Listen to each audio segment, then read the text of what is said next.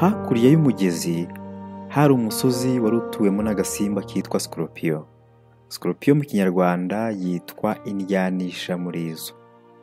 Iyo Scorpion yabaga mu mwobo hafi y'umugezi muri uwo musozi.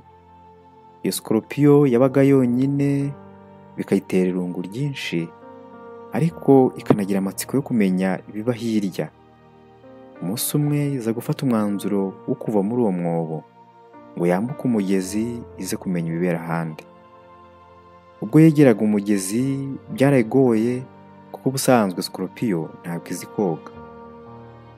Imaraho umwanya munini yibaza uburyo ibuze kwambuka uwo mugezi, bibera ihurizo. Ariko ubwo yari hamaze umwanya mwinshi, yaje kwibuka ko buri gitondo ijya yumva amajwi y'ibikeri, kandi yibuka ko ibikeri byo bizi koga. Irangije gitekereza ibyo, iza kubona igikeri kiza kisatira kirayisuhuza. Scorpion irakibwira iti, mbega ntiwamfasha nkambuka uyu mugezi nkajya hakuno yawo? Igikeri kiti, twabikora dute? Scorpion irasubiza iti, najya ku mugongo wawe nawe ukoga kuko n'ubusanzwe uzi koga ukanyambukana. Igikeri kiti, yego birashoboka, ariko muri kamere yawe ukunda kurumana ukoresheje umurizo wawe. Scorpion iti, nakuruma nte kandi uriho ungirira neza? Ati, ndakurahiye sindi bukurume, mfasha nambuke uyu mugezi kuko njyewe sinakwishoboza kuwambuka. Igikeri kirayibwira kiti, irahira. Scorpion irarahira. Igikeri gihera ko gishyira Scorpion ku mugongo, gitangira kwambuka y'amazi maremare. Bigezemo hagati, Scorpion iruma igikeri ikoresheje umurizo wayo. Igikeri kiti, mbega ibyo ni biki ukora? Igikeri nako Scorpion iti, mbabarira nari nibagiwe. Birakomeza biragenda, bigeze ku nkengero y'umugezi aho byari maze kuva mu mazi.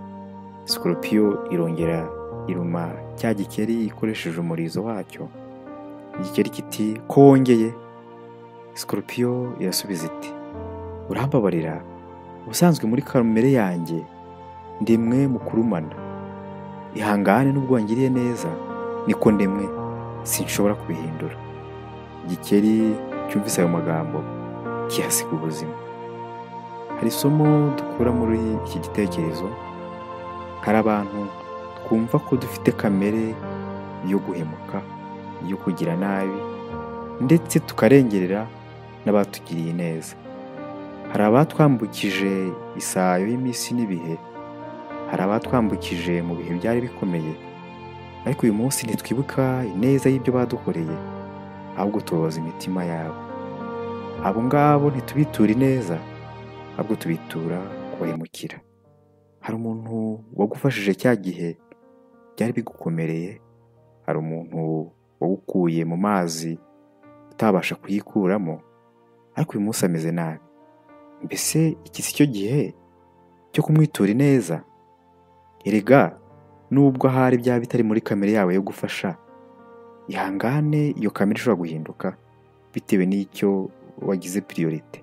Birashoboka yuko twahindura kamere zacu zo kubabaza abandi, biranashoboka yuko twahindura kamere zacu tukegera abandi tukabafasha, atari uko batugiriye neza, ahubwo ari uko gufasha abandi byaba nabyo kamere.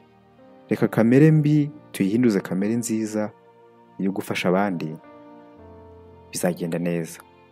Reka dusoreze aha, ariko ngusaba ko nawe watanga ikigwa cyangwa se isomo ukuye muri iki gitekerezo, byandika hasi muri comment. Ndabashimiye, murakoze, murakarama.